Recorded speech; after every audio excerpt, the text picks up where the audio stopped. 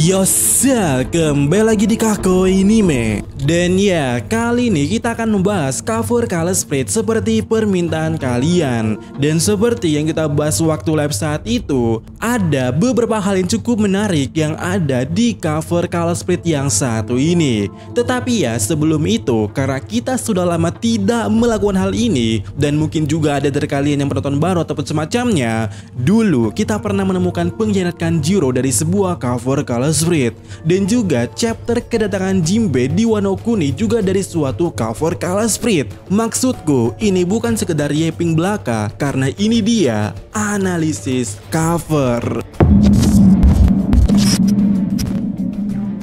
Cover color spread chapter 1161, dimana merupakan cover special request, dan kesan tertarik terkait cover ini dariku sudah muncul sejak spoilernya keluar. Yap, dikatakan di spoilernya kalau cover color spread ini akan bertemakan Mugiwara Ichimi yang mengambil boneka yang bergambarkan atau berbentuk orang terdekat daripada mereka itu. Dan ya, itu sesuatu yang menarik karena mungkin saja kita bisa menemukan semacam hint ataupun clue atau terkait keluarganya Nami. Tetapi setelah melihat cover ini, mataku tertuju pada baju yang digunakan oleh Luffy.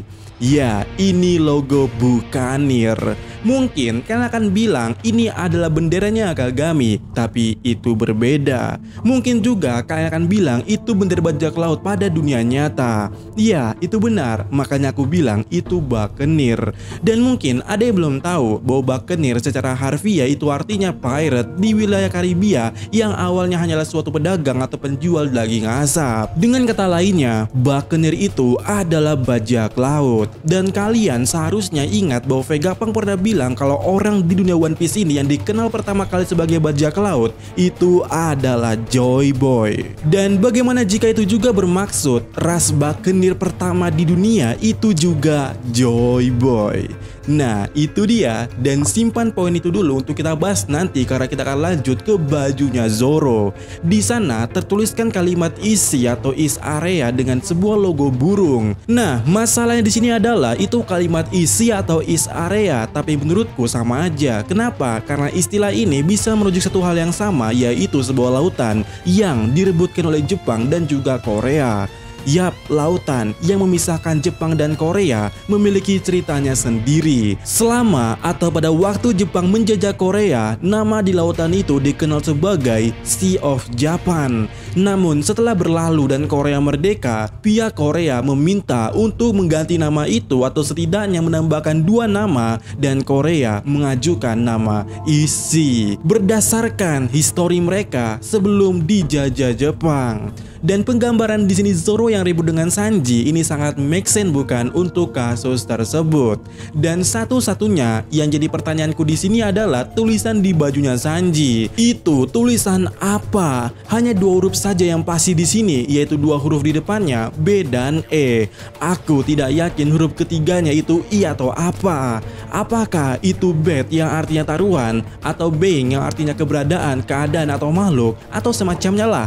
Dan ya, kalau digabung dengan poinnya Zoro tadi, ada keberadaan atau ada keadaan lautan di One Piece yang dulu atau mungkin sekarang atau masa depan diperebutkan. Dan poin ini akan masuk dengan apa yang tertulis di OPM, maksudku bajunya Nami yang di sini bertuliskan Hunter. Ya, ini adalah huruf R berdasarkan font yang ada di cover ini. Ya, ini tulisannya Hunter atau berburu.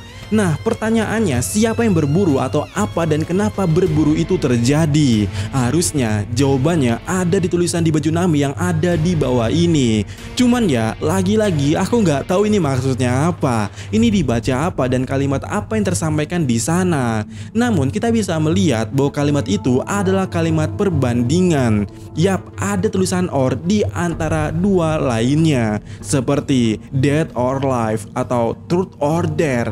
Dan setelah aku pelototi ini tulisan, sumpah aku nggak tahu dah ini soil atau Force Coil atau apa. Namun sangat jelas yang di belakang ini adalah D. Nah, jika kita menganggap kata yang ini adalah soil, ini bisa diartikan sebagai tanah. Dan kita semua tahu ini adalah hal yang pernah terjadi kepada Sandian waktu mereka mempertahankan tanah kelahiran mereka.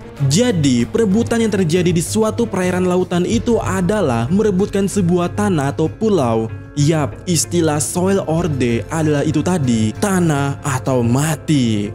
Jadi kesimpulannya adalah Joy Boy yang merupakan sosok pertama yang dikenal sebagai bajak laut dan kita asumsikan juga sebagai orang pertama ras Buccaneer di suatu perairan di masa itu, ada satu tanah yang menjadi perebutan semua kaum dan kemungkinan itu adalah Ancient Kingdom yang pernah disebutkan oleh Profesor Clover.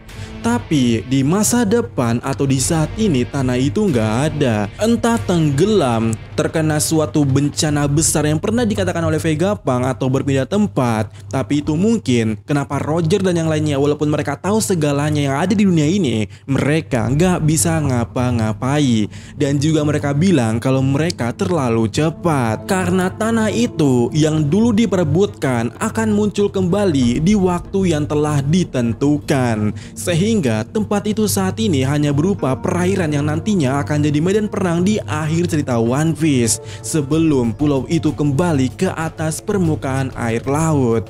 Ya, kalian benar, gambaran itu bisa dilihat di mural ini atau di singa ini.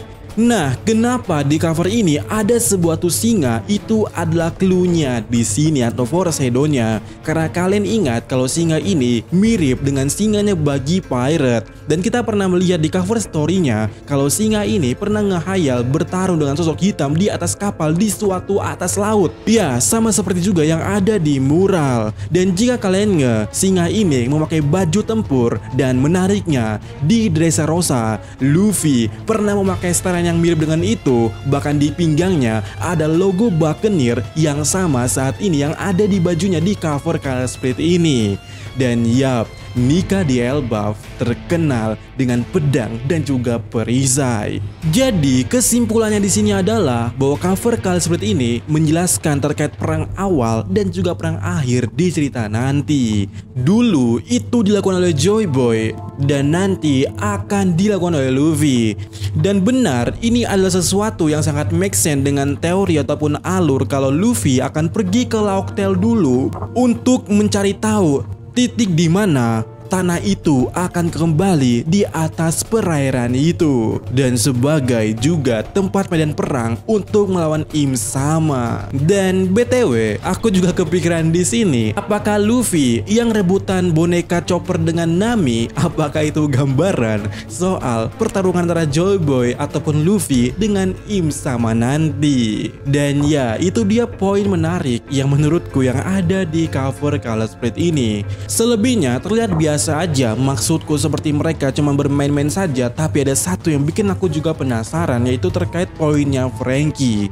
Kenapa di sana Franky memegang 4 koin dengan penuh wajah yang sangat kerisauan?